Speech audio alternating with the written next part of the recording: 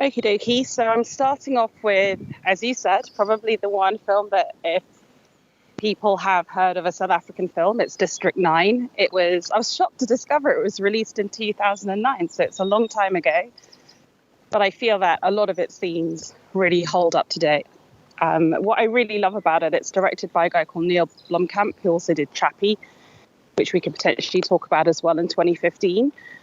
For those of you in more the American mainstream movie, you might remember him as the director who did Elysium, which was another sci-fi film starring Matt Damon, which I didn't actually see.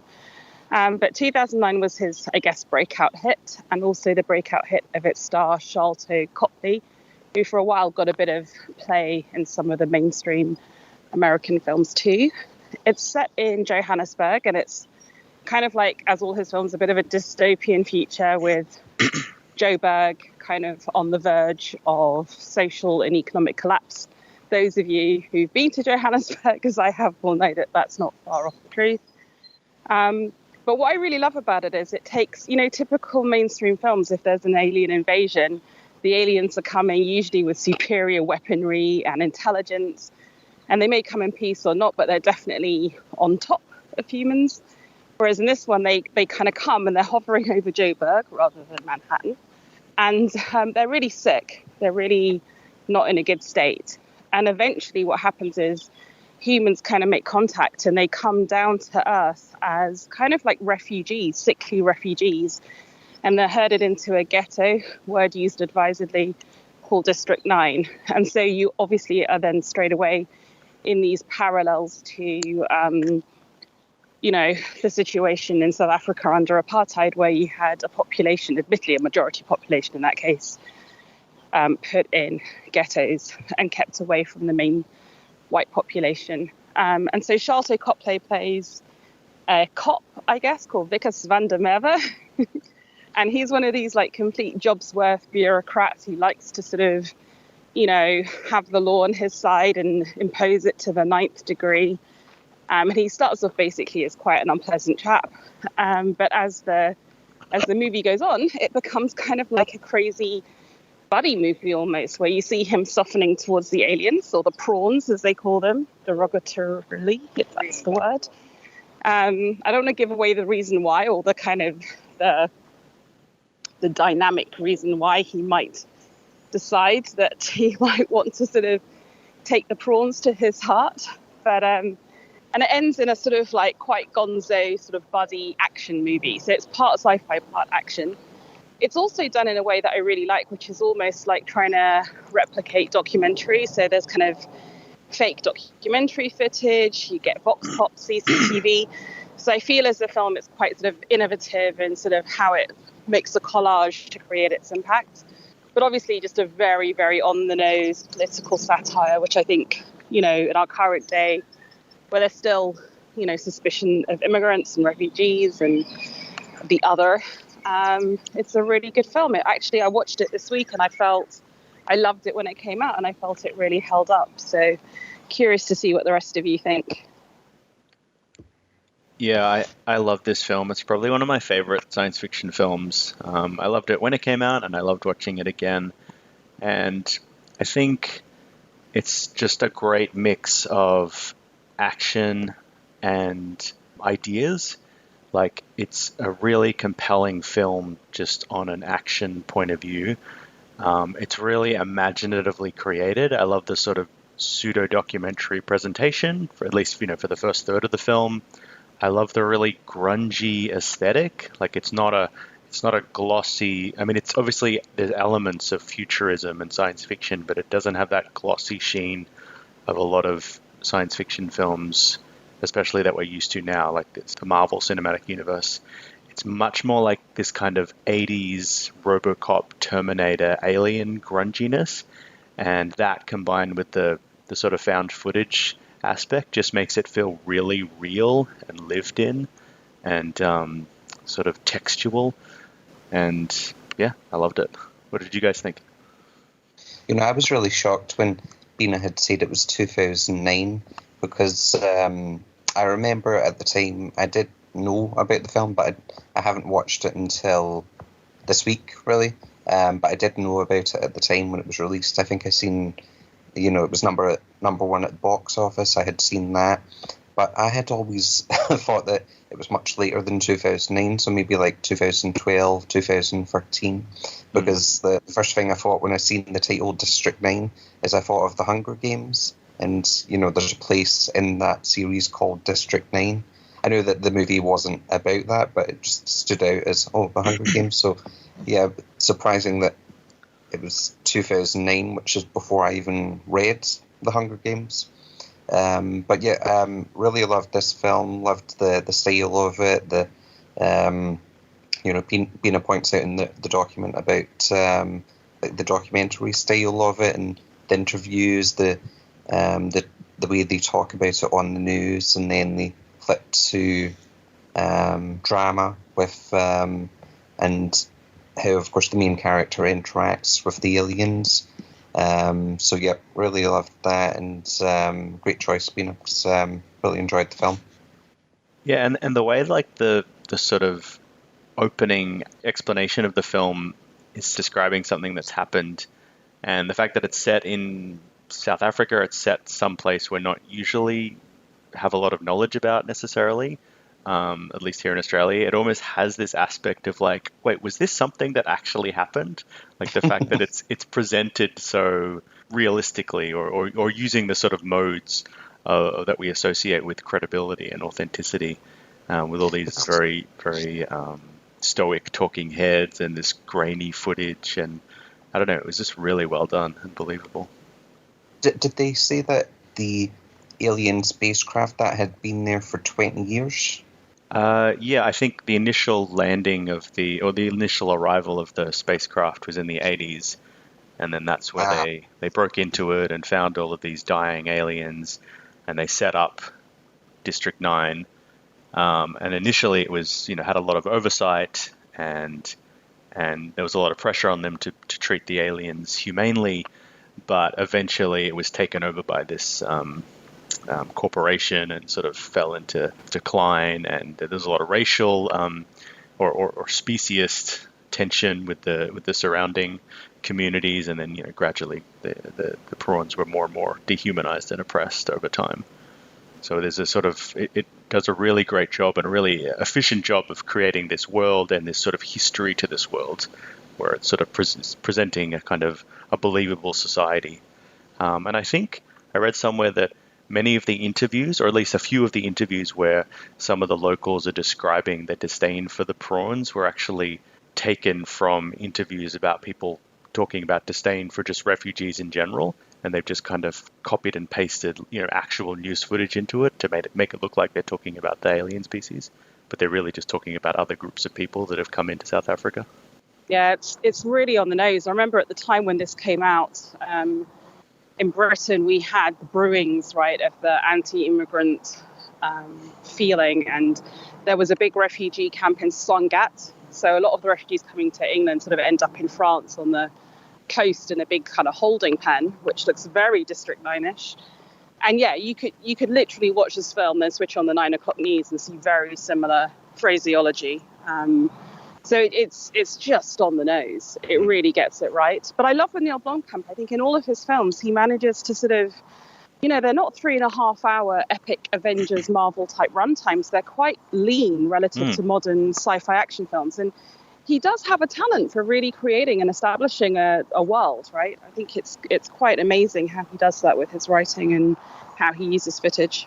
Yeah, and I thought it was interesting how the prawns, as they're called, are not initially they are quite foreign or sort of scary looking or alien looking. They're not necessarily like cuddly ET creatures that you can immediately sympathize with, and you're almost put in the position of these sort of xenophobic characters who look at these creatures as disgusting and animalistic. And your initial thinking is, "Oh, these things are creepy. I don't want them to get near me." So they've presented a world in which you can understand to a point, even if you don't condone this sense of aversion to these creatures. But at the same time, the more you get to know them, the more the sort of human characteristics. I mean, human in inverted commas, or the more sympathetic aspects of these creatures come to light, or individual characters come to light. And by the same token, the more sort of brutal and cruel and sadistic and inhuman qualities of the human characters are made evident. So it's kind of, I like that idea of what does it even mean to be a human? I mean, human's not even the right word when you're dealing with different species, but what does it even mean to be a good and sentient, or whatever you want to call it, compassionate, a higher sort of thinking life form versus a sort of animalistic and territorial and cruel, basing your decisions on instincts rather than compassion and higher learning and things like that. That's not a quality that's necessarily unique or that human beings have a monopoly on. That's something that you have to work towards as individuals. And some people have it. I completely agree. It reminds me a lot of the Frankenstein story, like who is the monster? Is it Dr. Frankenstein or is it the monster? And this idea that Vickers van der Merwe is a human but doesn't really have humanity as we would define it until events unfold. I have to say, watching this in the wake of a pandemic also just was quite interesting. This idea of these aliens as being sick, potentially infectious, it sort of, that added a new piquant spin to it as well. And the idea that sort of, public health, public sanitation is everybody's business, it's everybody's problem. So, yeah, I think it's such a good film, right? It just has layers. It really delivers. Yeah, and on that theme of Frankenstein, the sense in which society is complicit in creating these conditions of suffering and squalor and dehumanization that cause these group of alien life forms to become diseased and angry and riotous and distrustful and violent to a point. It's like, what responsibility do you have for, treating them as monsters, and then why are you why are you surprised when they fulfill that role that you've cast for them? Yeah, completely agree. We live with the monsters we create, which I guess brings unity to Chappie in a way. What did you think of the film, Jock? Did you get a chance to see it? Yeah, I saw it in 2009, and I don't remember if I saw it before or after Avatar, but I got the strong impression it was a sort of like anti-Avatar. And I feel like comparing the two is a good sort of like example of how Chew and Not do these sort of stories of anti-colonialism. But like I think in the book Post-Colonialism of Avatar, it deconstructs Avatar and shows why it's not really very good in terms of post-colonial narrative, and it reinforces colonial power dynamics. I wouldn't say that District 9 is anti in that sense. I'd say it's more of an experience of a theme park of the other, because I think like the otherization of the pawns is an intentional and very good one. At some points, like it interferes with the allegory, like having some of the things to make the pawns disgusting, makes the allegory break down, like when like they're destroying their own stuff and things and being irrationally violent and things. I think that plays into standard colonial power structures, and obviously having Wickus as the main lead, much like Avatar, also creates that problem, but to less of an extent, because Wickus is just horrible as a person and a redemption. So I think that stops it from being the white savior trope. But at the same time, I don't think it goes as far as disrupting any form of colonial power dynamic in the cultural text. But as a theme park of the other, I think it does a really good job at sort of like explaining racism to non-racists using the emotion of disgust and how disgust was one of the leading factors in racism historically. So sorry, when you say a theme park of the other, do you mean it creates this kind of fantasy world in which you're almost placed in the position of the racist, seeing these kind of alien or monstrous others? Is that what you mean? Yeah, I mean, like, that's what I think the text's main goal was, and I think they succeeded in it. Well, it's interesting, like the comparisons to Avatar, because that one of the few criticisms I've seen of District 9, and it is a rich and interesting film that's exploring like the legacy of colonialism and apartheid in an allegorical sense, and xenophobia and the way that totalitarianism emerges out of fear or to take advantage of fear. But the film has been criticized for like Avatar, exploiting this kind of white savior narrative. Like Vicus is initially quite immoral, amoral, unethical, and indifferent to the suffering of the prawns and complicit in their exploitation as all the other characters. And it's only through having to see the world through their eyes or be treated with the same dehumanization that he's able to understand, some of the error of his ways. But by the same token, it's ultimately him that helps. On a technical level, like, to be a bit spoilery, Mm-hmm. I mean, it's not white savior because he's not. He becomes othered, right? Like physically. But it's different to Avatar, where someone puts on I haven't seen Avatar since it came out, where someone puts on basically blackface, right? Like he does become biologically changed. So that predates. I don't know if you're technically a white savior when you're no longer white, if that makes sense. Yeah, I don't know. I mean, maybe not white savior, but human savior, or he is changed into the prawn, but I don't know, still has, I don't know, some kind of human privilege that allows him to be the hero. But I don't think that criticism is necessarily earned, because in a lot of ways, like Christopher was on the verge of achieving this victory or this escape, only for Vicus to ruin it. So it's almost like Vicus is having to atone for that. And Christopher very much is the key agent in this thing. Vicus is mostly there to help. So I don't know if that's entirely, like, he's the hero. Like, Christopher seems like much more. Yeah, exactly. The hero succeeds despite Vicus. I mean, Vicus is almost like the dark comedy sidekick, right? Yeah. Like the bumbling fool.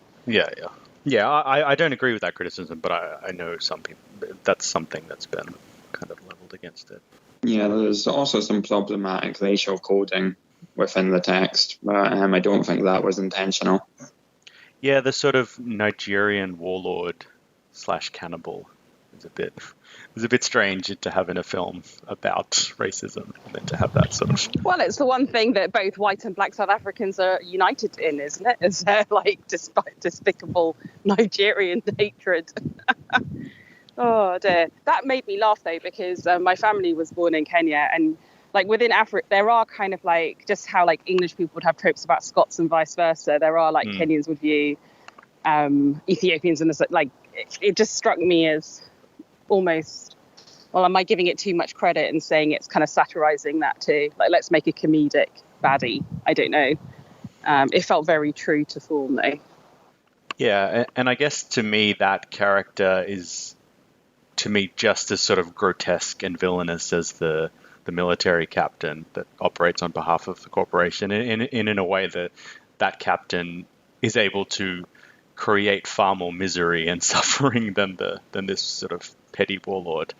But I don't know, they both seem just like cut from the same cloth in a way, just these sadistic, power-hungry people that, use the tools that are available to them, and the white character just has a greater arsenal of tools, but at the same token is given this cloak of respectability that the Nigerian warlord doesn't have. Point.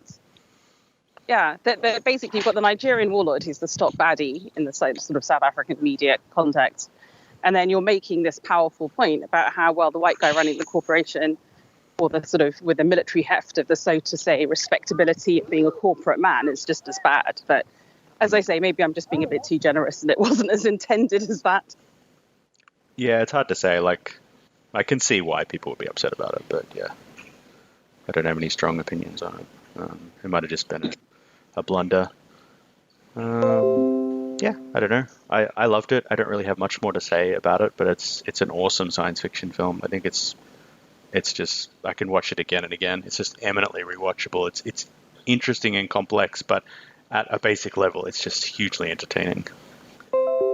Did you want to talk a bit about Chappie, Bina? Or maybe just a short teaser. We don't really need to discuss it, but just to encourage people, if you do watch District 9 and you really enjoy it, Neill Blomkamp did do a follow-up in 2015 called Chappie, again set in Johannesburg. So again, like a really interesting novel setting for those of us used to American set films.